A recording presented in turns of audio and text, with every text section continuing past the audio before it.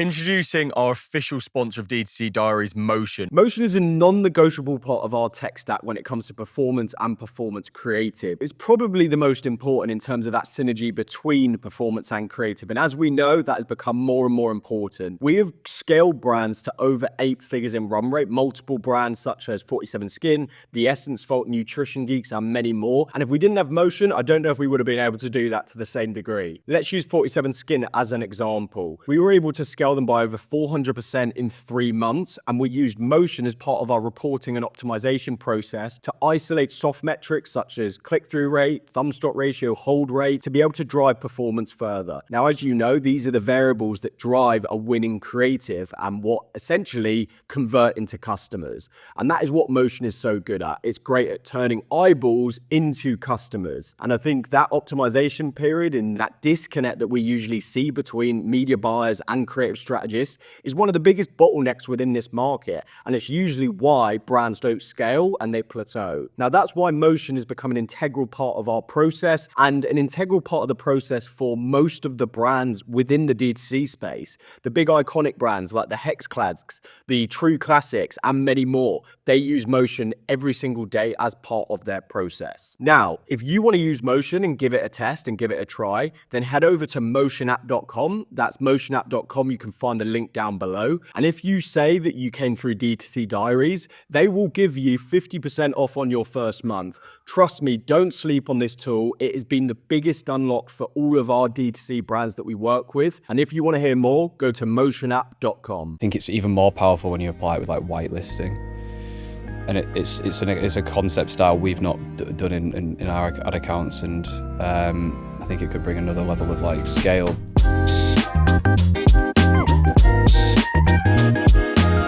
South. Looking forward to a holiday. So Yeah, Coming up. Yeah, we're off to South Africa for a mastermind in a couple of weeks. You're going on Sunday, I'm going the following week. So a bit of work and play, week off. Well, I think you've got a bit of a longer trip than me, but week on, week off. So looking forward to that. What have you got planned when you're out there before we, myself and Liv, arrive? Trying to relax, take some time off, which is difficult, but just try and get out of the laptop, not look at a laptop. I think that is the key. Yeah. So just, go and do a bit of traveling around. It should be nice, bit of sun out of the... Well, everybody on Instagram, all the influencers seem to be there at the moment. I think it's like very in like the digital nomad space, isn't it? Like I think it was Bali, now it's South Africa, and Time zone's great. Yeah, that's a big thing, just the hour difference. Especially if you're going to do a bit of, if you are going to work there, which we will obviously that last week, it's like, just makes it so much easier. Yeah, crazy. So yeah, should be interesting because like you say, everyone seems to rave about it. Cool. Well, bit of a back and forth episode again today. I feel like these are the ones that resonate most with people. They love the seem, sauce. Yeah, they seem to do really well. I guess it's like because it's just a bit more bite-sized, a bit more conversational. Someone gave me some feedback the other day that they love putting us on in the background whilst they're doing work. So nice. It's kind of I'd rather kind be of a backhanded compliment. I was going to say I'd rather be in the foreground. Yeah, it's like you're not quite worthy of my full attention. You can have part of my attention. And what you're saying is not that meaningful, so I'll just put you on for something to listen to. Yeah, I guess it maybe means we sound all right. It's like maybe people fall asleep to us. Like I put David Attenborough on to fall asleep. Maybe that's us. Myself. Yeah. I don't think we sound quite as buttery as those two, but we can hope. Yeah, I've got a couple of topics we want to go through. I wanted to kick off with the big announcement in D2C this week, which was Wild's upcoming, I believe, Wild deodorant. Wild deodorant. Did a bit of work, done some work with them in the past. Definitely not the reason they're in the position they are now, but can't wait to shill that in ads. But yeah, they announcing that a £230 million potential, I think, but like likely acquisition to Unilever, which is a really sizable consumer deal. Probably it's wild. Pardon the pun. Yeah. What do you know? What multiple they got on that? No, I have no idea. I know that if you look at the public information in 2023, they were doing about 35 mil, I think, and about 500k EBIT. They raised £10 million seed or Series A, like a good few years ago now. And I know that they've obviously grown pretty aggressively. I think they were targeting. I had a chat with their finance director like over 12 months ago now, and I know they were targeting like 9-figure run rate, and they did a big profitability push over the last couple of years, from what I understand. So yeah, really big, and I think That's crazy. It's a really good sign for the consumer industry, I think. I was chatting to a few other brand owners, and I think that's just has to be seen as that. Like, I think the last couple of years is PE and VC money and big investments, big buyouts have been few and far between. I think there's been a lot of fear around the consumer because of the earlier nightmares that people had. Yeah, I feel like it very much fits into that Unilever portfolio, doesn't it? Yeah, it sits alongside like they did Native, which has been like an amazing acquisition for them. They've executed that like so well. It's so trading so like efficiently, and it's grown so aggressively. Sits interestingly kind of alongside that. I guess what they're probably back betting on is like it's more of like the environmental angle, which I think appeals to a different consumer, and then probably a big push into the US. I know that was like a big focus for Wild at one point. I don't know much about them, but I know that they were doing a lot more in the US market. And yeah, when we were working with them, they just started doubling down on Europe, didn't they? Like Germany, I think, was a really good Europe and retail. Yeah, I think retail became so much more meaningful for them over the last sort of couple of years. And if you're Unilever and they're early in that journey still, or relatively early, I guess if you've got that distribution, you can just put an absolute rocket behind that. So super interesting, very positive. Yeah, I think.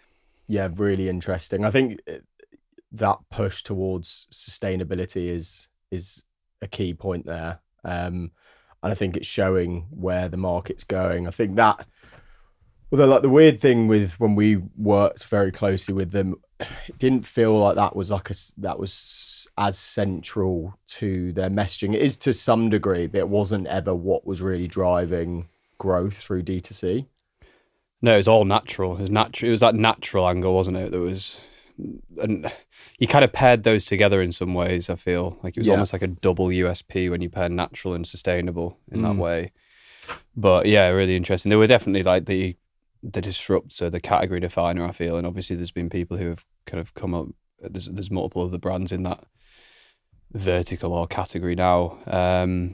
But yeah, they've done an amazing job in terms of, well, £230 million of amazing job. But yeah, it's crazy numbers. Yeah, especially if, like you say, in 2023 they were doing 35 to then be doing it's pretty crazy. 9-figure run rates in a year and a half is pretty wild. I didn't actually mean to do that again, but it makes you think, doesn't it? Because it's almost like it's a model, isn't it? It's like how do we approach these verticals and create a natural alternative product to that? Because it's something you're seeing more and more, and obviously I feel like this massive market is unlocked within deodorant, especially. You've got obviously, Wild, Fussy that we also work with, Act London, that are almost like different ways of applying a deodorant in a way that's like using natural ingredients. It's quite interesting when you think about it from like a first principles perspective. Is like Wild will have started that business and gone directly after customers of like Lynx, and they were probably us versus them against the product that Unilever owns. Yeah, because so true. Unilever prior to that is like at their scale has built this like deodorant business by like super low cost, so like probably really great margin, economies of scale. And now they've got so big that Unilever's like now buying the proposition off them. And I wonder if they'll then take them through that journey of like just driving costs down. Again, it's like weird that cycle of them buying that business that will have been set up to challenge them in the first place. It's quite exciting for brand owners, because I feel like a pushback always from investors when you're trying to disrupt a market like that and you're going against those massive players is always, well, if this is something the consumer wants and needs, they will eventually just do this and then absorb all of the market share. Yeah. But it's a great example of where that hasn't happened. And I also think there's an element of getting behind the independent brands. it's hard to do that in a massive business as well. It's hard to like, you're just not set up for it in a huge company to spin off like new propositions quickly, easily, and it's looking at things through that lens of like, for it to be meaningful to a business that big, it has to do massive numbers. So like the risk to reward ratio is a bit of a consideration. It's also a conflict of messaging. You can't be pushing that natural sustainable angle, but then be selling these like, you know, these sprays on the other side as well. You either do one or the other. Yeah, definitely. Really interesting. It'd be interesting to see how like when some of these massive, because they obviously Wild are really big in a UK context, but like there's, when you look at some of these really big US brands like the Hexclads, and the Hexclad did a Super Bowl ad, I believe. I haven't actually watched it, or I haven't looked at it. I've looked at some of the other Super Bowl ads, which were Kanye one. Yeah, that was absolutely nuts. Good, wild. But like, it's interesting to like see who's going to buy them. They are like gigantic now. It's such a big business. Yeah, massive. What will the valuation of that business be? It'd be really interesting to see where that goes. Same with AG1. Like, when are they going to do something different? Like, are they going to bring products? Are they going to do? I find it mental that they haven't actually diversified more in SKUs. I mean, it's a masterclass in showing that you can scale to 9+ figures with a single SKU, but at the same time, it is surprising that hasn't diversified. And it might just be me, but it feels like the hype around AG1 isn't what it was. I just resubscribed yesterday. 2 years ago, really. Yeah, I think from a marketing perspective, it's not. They've interestingly look like they do less on paid and more offline and things. Yeah. Than they once did. But yeah, I definitely think they peaked. It'd be interesting. Yeah, they will eventually have to do something, surely. But probably the problem they've got is like they need to absolutely nail that execution of the next one, which I'm sure they would, but it has to come eventually, surely.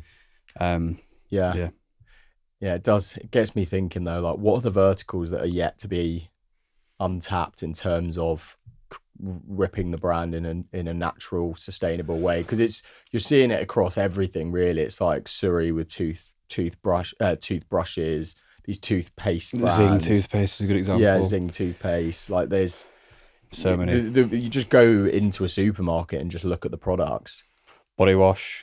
You can literally get a P&G and Unilever. Do you know that thing where it's like all of these brands are owned by these two companies, and just take it and build a more luxury, sustainable proposition. And that's what a lot of people have done. Same with the food aisle, like butter. Yeah, that's a big one. All things butter, we've discussed before. Gherkins. But yeah, great. I guess to wrap, I think it's just a great, like, props to the Wild team. If I doubt they listen, but I think what they've built there is crazy, and exciting for the whole industry, I feel. Yeah, it's massive. And I think they're still in our offices in the workplace. I don't know if they've moved, but I know they looked were recently, they were still there in the same building as us. Full floor, don't they? Yeah, 100%. All right, yeah, let's just go back and forth. I think one thing I want to talk about today is like how you can inject storytelling more into your marketing. And I think there's always going to be a massive push for customer acquisition through paid social, right? But I do think there is this real emphasis on brand social and the impact that is going to have in terms of customer acquisition.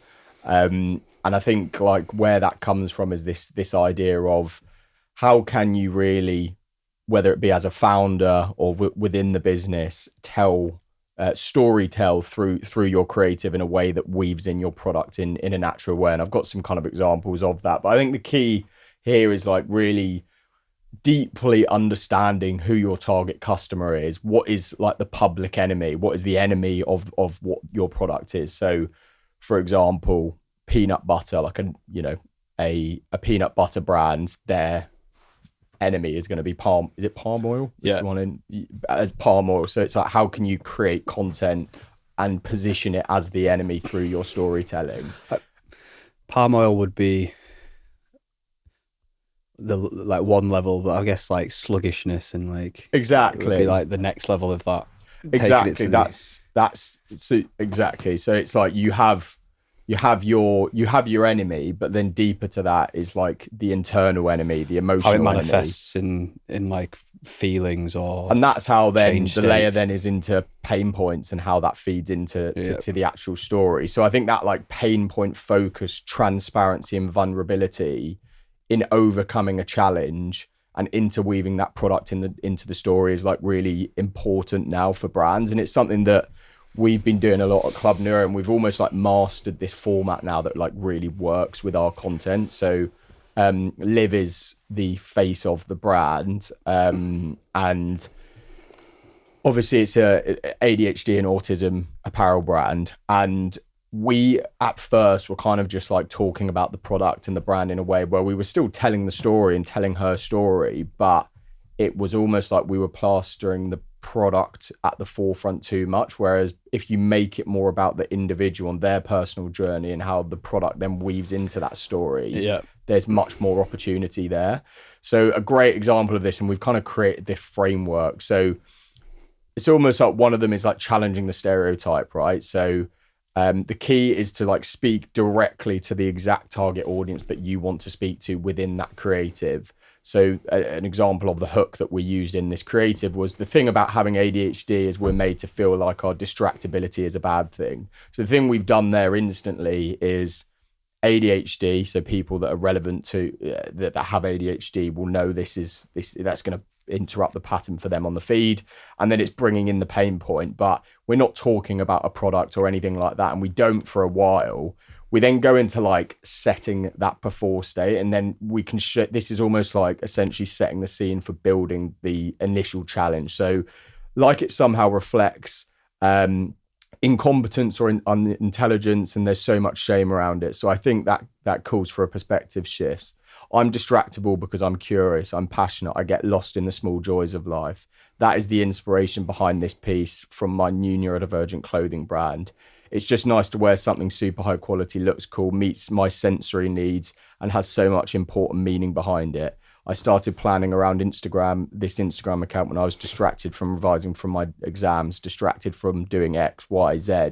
And it almost is like we are using that narrative as a way of not only telling the personal story, but the story of how we are creating this conflict and resolution for the brand. So it's what's like really important as part of that is the conflict, and how do we tell the story of the story of motivating us to get towards the solution of what the brand or the product is. Let's link the example in the show notes. We don't do that enough. Yes. But, yeah, I think that's super interesting. I've seen obviously that execution on your feed, and that it ties into that motion creative report that was published. Like one of the like the macro trends in that was length of creative extending in 2024 versus 2023, which I think is a signal for more storytelling. Again, when you think about it through like just drawing the narrative, drawing the time out, it means that people are probably putting more narrative and more storytelling into the assets. And we've found a few top performers, like Liquid London one's a great example, where like almost like that just direct address to a camera about a product, but through the lens of a story that fits the creator's personal experience of using the product. And it could be like a body wash and how the boyfriend used it, and like after going to the beach, and they could smell it, like all of this like really authentic narrative that's unique to them. I think when trying to do this with brands, it's all about the creator, and a lot of the time we've been trying to do more of this, because I think it's actually not many brands do this form of creative, because I think it's quite hard to do, because I think it relies so much on the creator to script fit, because it's not typical UGC where you chop in every 2-3 seconds, and it relies on someone being able to like just present to a camera and tell a story in a super organic way, which is hard to manufacture. Exactly. And that's why I think it's just so important to understand your customer, because if you understand the customer and the audience, you can essentially build stories that will resonate with them. Mm-hmm. Like, for example, we know these are like from research, we know these are problems that people with ADHD have that they are going to resonate with. So they are going to get bought into that journey that we're taking them on through the organic creative, which then ties together with the product. But that is never at the forefront of that. And I think there's this like real push to that, where whether it's coming from a customer in that setting or from the founder, the face of the brand, it's something that you should really be pushing on. And I think there's different ways that you can do that, right? Like there's another great example that I saw, and it's a new brand that actually hasn't launched yet, but I've been keeping a close eye on her and she's doing a great job. It's called Last Mile. It's like a female running brand. Seen that, I think. And like she's positioned the villain as these big male corporate C-suite execs that run all of the running brands. So it's kind of like this idea of getting behind the independent female-owned running brand, because all the clothes you're buying, they are run by these big male-driven corporations. And that is like a big part of her messaging. And she ties that in with her personal journey of creating the brand. Introducing our official sponsor of D2C Diaries, Motion. Motion is a non-negotiable part of our tech stack when it comes to performance and performance creative. It's probably the most important in terms of that synergy between performance and creative. And as we know, that has become more and more important. We have scaled brands to over 8 figures in run rate, multiple brands such as 47 Skin, The Essence Vault, Nutrition Geeks, and many more. And if we didn't have Motion, I don't know if we would have been able to do that to the same degree. Let's use 47 Skin as an example. We were able to scale them by over 400% in 3 months, and we used Motion as part of our reporting and optimization process to isolate soft metrics such as click-through rate, thumb stock ratio, hold rate, to be able to drive performance further. Now, as you know, these are the variables that drive a winning creative and what essentially convert into customers. And that is what Motion is so good at. It's great at turning eyeballs into customers. And I think that optimization period and that disconnect that we usually see between media buyers and creative strategists is one of the biggest bottlenecks within this market, and it's usually why brands don't scale and they plateau. Now that's why Motion has become an integral part of our process, and an integral part of the process for most of the brands within the D2C space. The big iconic brands like the Hexclads, the True Classics, and many more, they use Motion every single day as part of their process. Now, if you want to use Motion and give it a test and give it a try, then head over to motionapp.com. That's motionapp.com. You can find the link down below. And if you say that you came through D2C Diaries, they will give you 50% off on your first month. Trust me, don't sleep on this tool. It has been the biggest unlock for all of our D2C brands that we work with. And if you want to hear more, go to motionapp.com. Yeah, I think that's like true top of funnel storytelling as well. That's why I think it's important to try and do it from an ads perspective, because I think it's like there's this whole narrative right now around like Facebook not driving incremental reach, but that the more storytelling, the more like those more drawn out concepts, the more like organic feeling concepts naturally just are more like upper funnel, or like will serve that purpose when you run them as paid creative as well as when you run them as organic. Exactly. I think there's like the lines more blurred now as to like what you saw, this is going to work well organically because it is more top of funnel. Like you're seeing that working more and more through paid because it needs to feel more organic and conversational. And that Liquid London example is a great one. He is that guy it was like a TikTok shop ad where he's talking about, we spoke about this already in a previous episode, but like a date that he went on a Starbucks day. 2 minutes, 43 seconds long. Yeah. And he doesn't mention the product until like 2 minutes in. It's 3 minutes, 40 seconds long. Yeah. Yeah. 2 minutes and in. I think like that idea of like meeting a girl, going on a day, splitting the bill, that is resonating with that target persona. And it feels very conversational. Like what I loved about that was, and this is what I'm seeing work really well organically and through paid, it's almost like we're jumping in like mid-conversation. So it's like a great at pattern interruption. It makes it feel more organic rather than what a lot of hooks are, which are like, if you struggle with this, then you should try this. Yeah, it's almost like have you ever, someone told me the other day that this happened, or has anyone ever like discussed to you about like, so it's almost like, how can you think from the perspective of like you're jumping into this mid-conversation rather than this is like a structured hook or ad?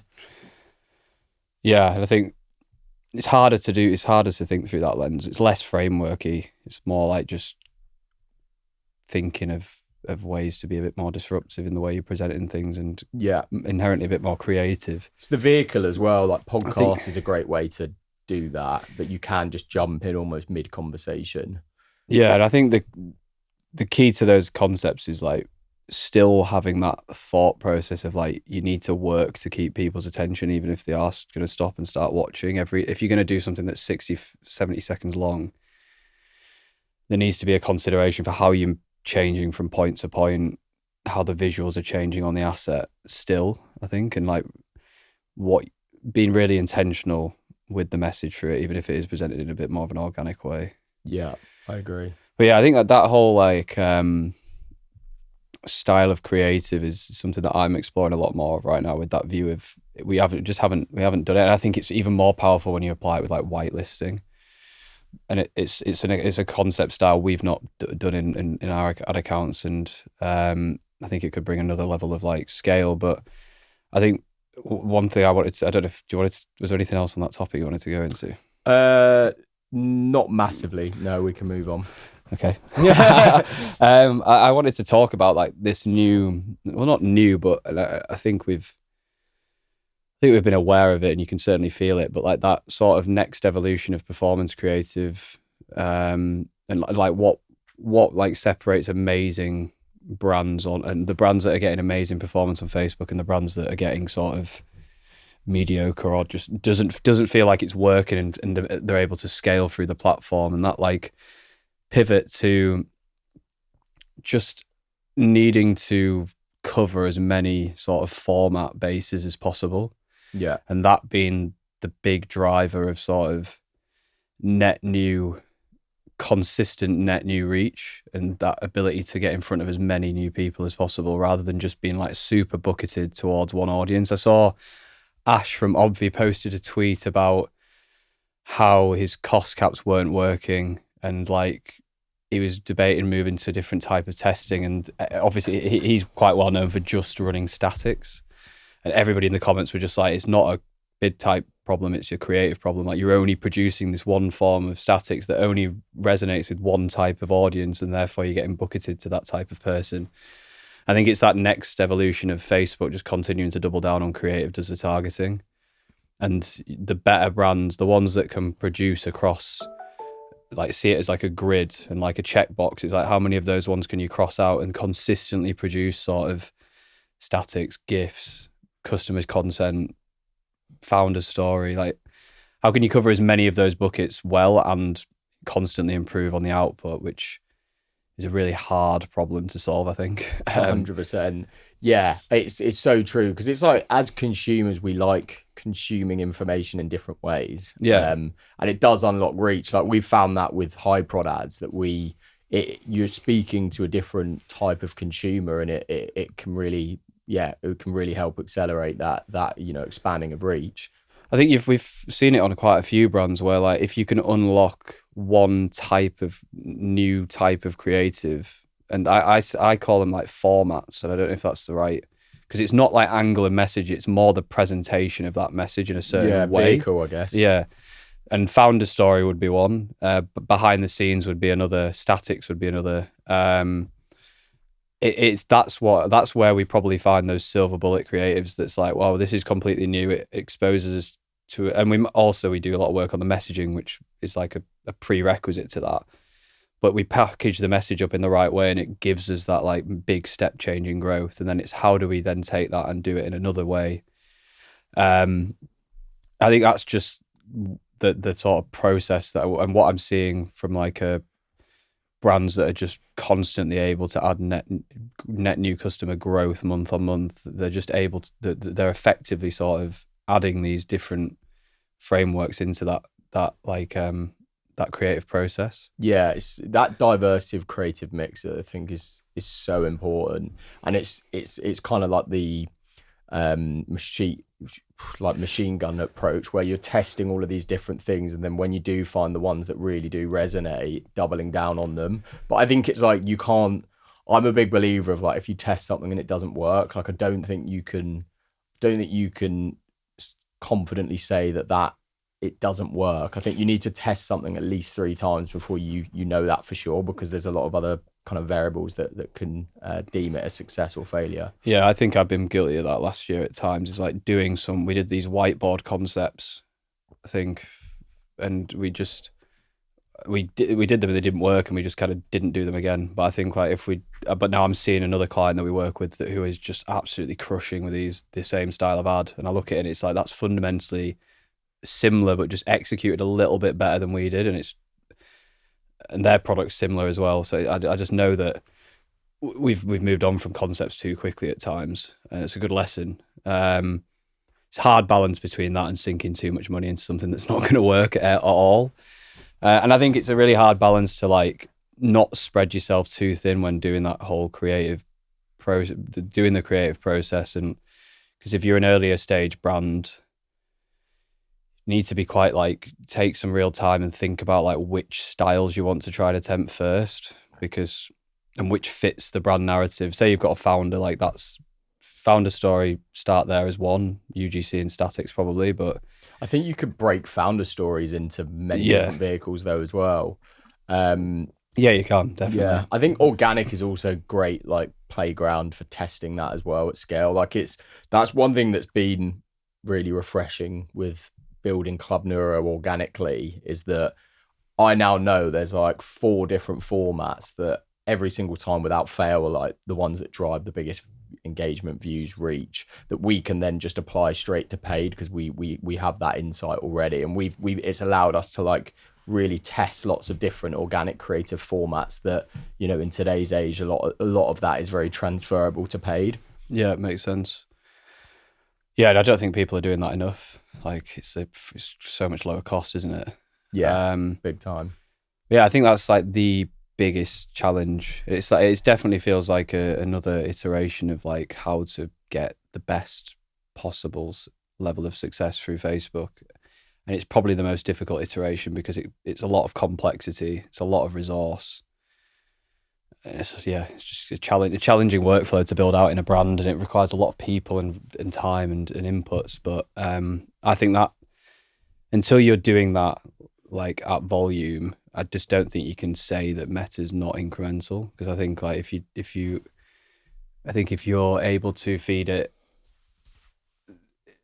the right variety and the right volume, then it is like we're seeing it is. It's difficult to do that well, and the complexity of doing it well is quite significant. One of those vehicles that I don't see done very often that is absolutely ripping through paid now, and like it's probably the most consistent organic format that I've seen work across many different brand accounts, is like the static carousels that you get on TikTok where you swipe with through a bit of text over the top. It's just got, each one's got a bit of text. It's very like story driven focused, and running those at scale organically as a test, and then taking the ones that get the most engagement and views and transferring them into paid is something that is working really, really well, and it's not really being utilized much. And I think it's that idea of like, how can you make something feel as organic and less like an as possible, and that's definitely something I'd recommend testing, because it's so easy. It's like such a low effort, high impact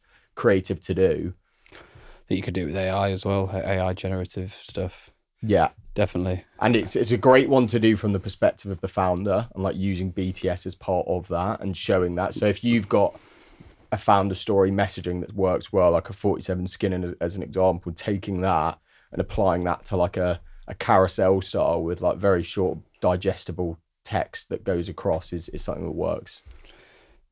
Yeah, we've seen that a little bit for the brands I'm closer to, for sure. Yeah. Sweet. You've got a call in a minute. I've got a call in a minute, so I'm gonna have to wrap up for a short little episode. How long was that? I'm not sure. We're almost there. But one last thing that I just want to touch on very quickly. If you need to piss off, then no. I'm not going anywhere. No, honestly, but it's just like interesting. I think there's this idea of like, and I'm so bullish on vulnerability through like that founder lens. I'm just seeing it work. Just so many case studies now across brands, across, you know, Club Neuro as well, where it's just like working so well. The more vulnerable almost the better. And I think there's almost this idea of like you don't want to look weak to the consumer, but that is really, that relatability is what people, you know, get bought into, rather than this idea of like perfectionism. And we were actually supposed to launch our brand on the 31st of Jan. We had like supply delays and issues, which essentially meant that we couldn't launch until Feb. And this could have been seen as like a big failure. So it's like, how can you take a failure and turn it into a potential opportunity and like tie that into your marketing and your messaging and the story of the brand in a vulnerable way? So at first, this was like a massive hit to us because we've been building for this launch for like 6+ months. Everything was ready to go. Like, audience was really warm, momentum building. And essentially what we did was like, we looked at our audience and said, okay, how can we tie this into like the messaging and the consumer that is going to be relatable? And it was that idea of ADHD, you know, because it's an ADHD apparel brand. There's this idea of like ADHD time or being time blind. So we played into that idea and created like a billboard campaign where it was, you know, the big billboard launch day of the of the 31st of Jan, and then there was a billboard right next to it that had the 31st of Jan crossed out and said Feb 28th, and it was like, sorry, we were on ADHD time, and then it was like, good things take time, and then in brackets and alarms, and then it said obviously the Feb 28th launch, and we just posted that like organically as a photo and just broke down you know, that idea of like that we fucked up, we were late. You know, this is something that people with ADHD can relate to, like struggling with time, being late, being early and late to things or whatever. And like, it absolutely popped off. We got so much PR. Well, we're getting so much PR off the back of it. And the post went pretty crazy on Instagram. And we got thousands of signups off the back of it. So it's like, how can you actually use that vulnerability and the issues that you're facing within your business as part of your marketing? Because I think people will really resonate with that. Storytelling again, isn't it? Like, it's just turning it into turning like an incident into a story and a narrative that, and try to do that in a way that, trying to relate it to the consumer, and that's a really creative way to do that. But I even just think telling the story of and the difficulties, like, people want to hear that raw, relatable authenticity. I think you did it really well because you were able to pair it with like a creative way to package it up that resonates with the audience. But I think you don't have to always go that far. I think you can just tell it and people will be interested and get behind it. Yeah. If you do it in the right way. Yeah, for sure. 100%. When do you launch? Where can people find it? 28th of Feb. 28th of Feb. Where can people find it? Sign up. Clubneuro.com. So yeah, looking forward to it. Long time for all our neurodivergent watchers, which I'm sure there are many. Yeah, if our statistics are held by, go sign up. It'd be great to see how it goes. Excited to see how I'll keep it updated because it's a slightly different way of building a brand. So I'm looking forward to documenting the journey a bit through the podcast. But yeah, we'll end it there. Yeah. Thank you everybody for watching. Yeah, we'll be getting probably the next episode together will be shot in South Africa over a glass of red. So we'll see you there. Cheers. Cool. Cheers.